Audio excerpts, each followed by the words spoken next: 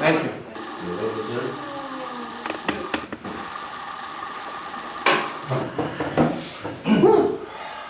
I had just such a glorious time that I'm replacing the lesson I had previously prepared before I went to Israel with an account of my trip, because it was just so wonderful.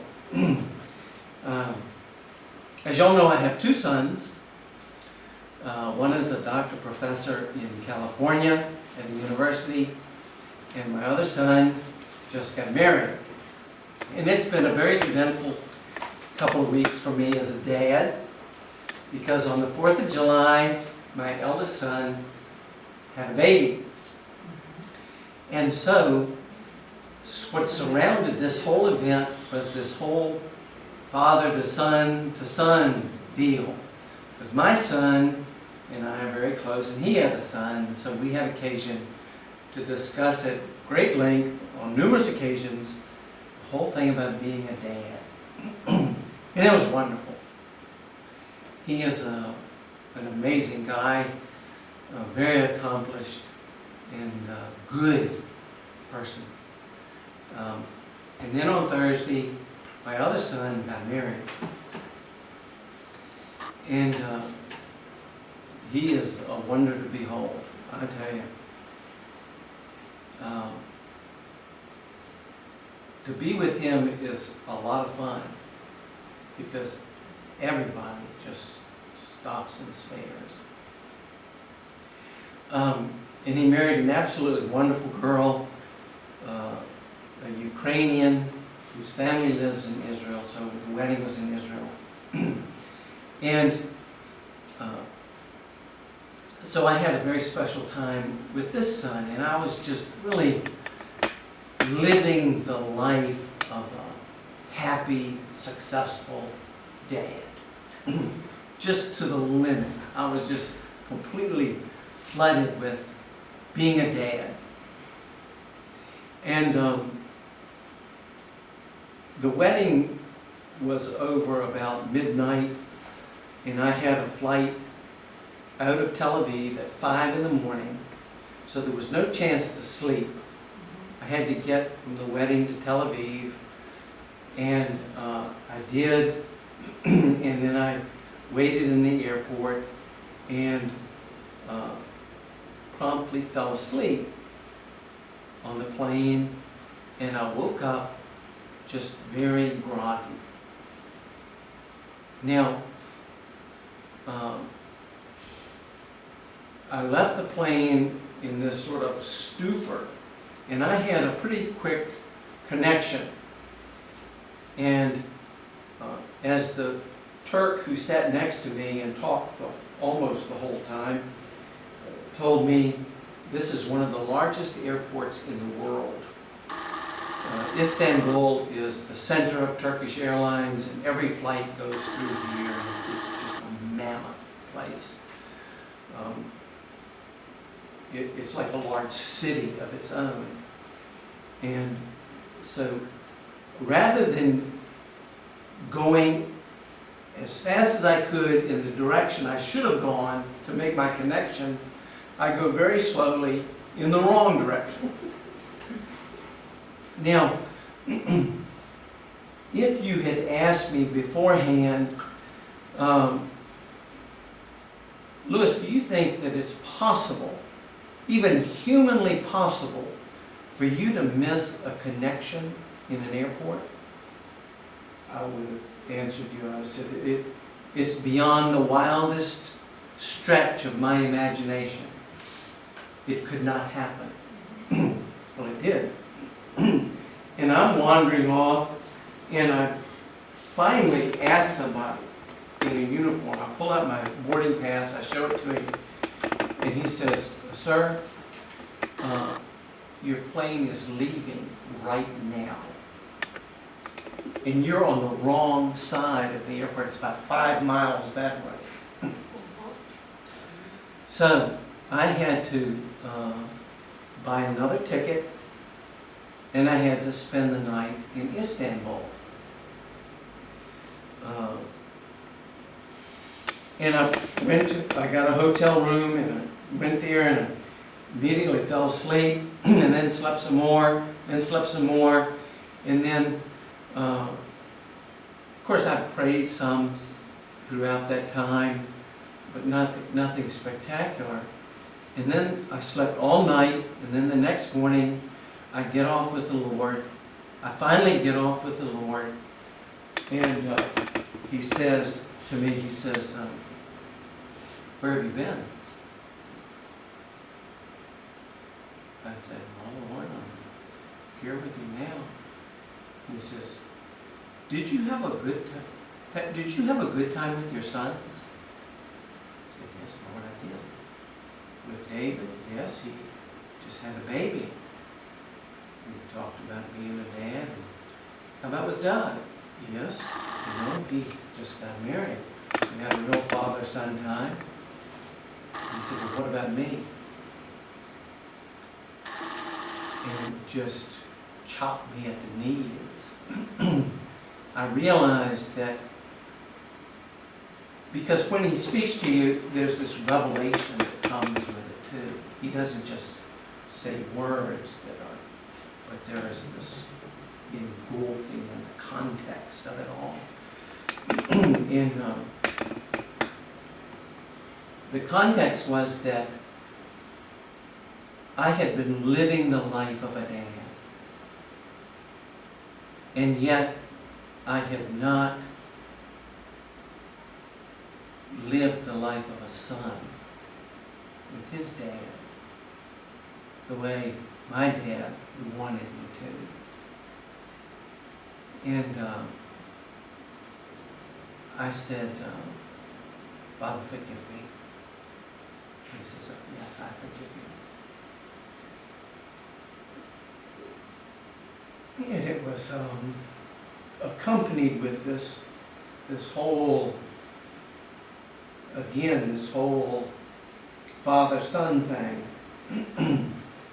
And he said, I want to take you back to the first time you saw Jesus. And so I was immediately there, and you all have heard this story 100 times. When I first saw Jesus, He was just really happy, and I said, Lord, you're so happy. And He immediately gave me a revelation about His redemption and why He was so happy, because it had all been done. And shortly thereafter, the Lord had said to me, yes, I did die for you so that you could be a son, but I also died for my dad so that he could have many sons. And all of this just came on me, together with all that Jesus went through so that I could be a son. And it was just like this rapid succession of what Jesus endured, the betrayal, the rejection, the heartbreak, the scorn, the ridicule, the unjustness of His trial, the beating with the fists and the scourging and the thirst and the nakedness before all the women and the crucifixion and all of that. And it just all came back to me that He had done all this in part so that I could be God's son and He could be my dad. And I had lived the dream of a father and had not bothered to really share this joy with my dad. And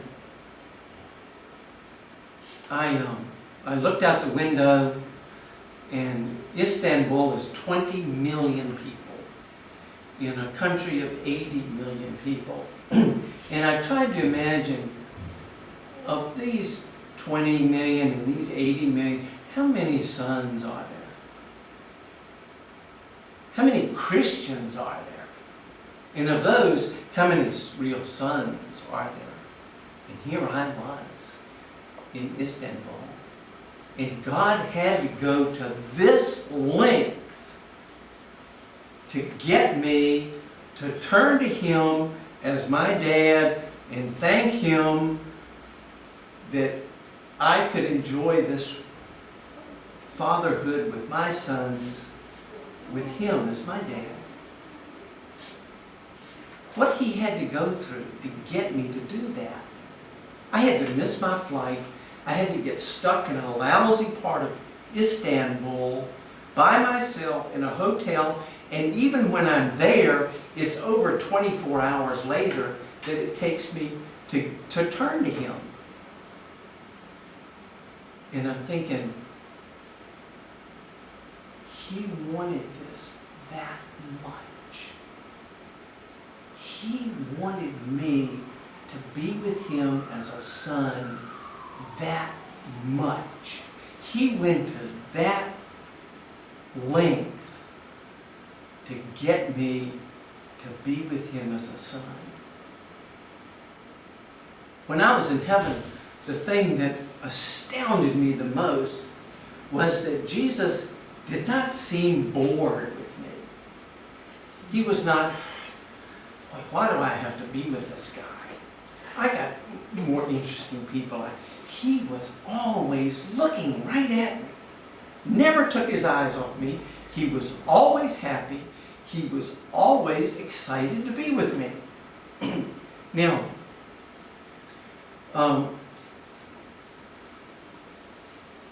as I have aged, I have noticed that I have become less and less interesting to people. I was just with my son and I saw just how interesting he is to everybody who looks at him. But, I mean, they look at him and their eyes pop and their jaw drops. And with me, and he's very interesting to talk. Both of my sons are extremely interesting to talk to. Everybody just gapes at them with their jaws dropped, that they listen to everything they say. With me, their first reaction is to look at their cell phone. But God went to these lengths to get me to be with Him. He wanted to be with me. This just hit me like a truck once again. He wanted to be with me. Amen. And He went to these lengths to be with me. Mm-hmm. It just blew me away. And He was that, I said, forgive me, Father. He said, "I'll forgive you." And then He told me back, He said, I'm going to take you back to when you first saw Jesus. And He showed me again what Jesus did so that I could do that. This is the value He puts on being with us. Amen. Amen. This is how much He wants to be a dad. And if ever in my life I appreciated what it is to be a dad, it was then. With one son having his son, his first son, the excitement that they had about that, and my other son getting married to a gorgeous Ukrainian woman, and how excited and fun that was for them. And it was just a whirlwind of revelation to me, and the culmination of it to me was the extent to which God will go to be with us. The price that He'll pay so that He can be with us, and the extent to which He will go to be with us, and how much He wants it. And He's not bored. He's not impatient. He wants to be our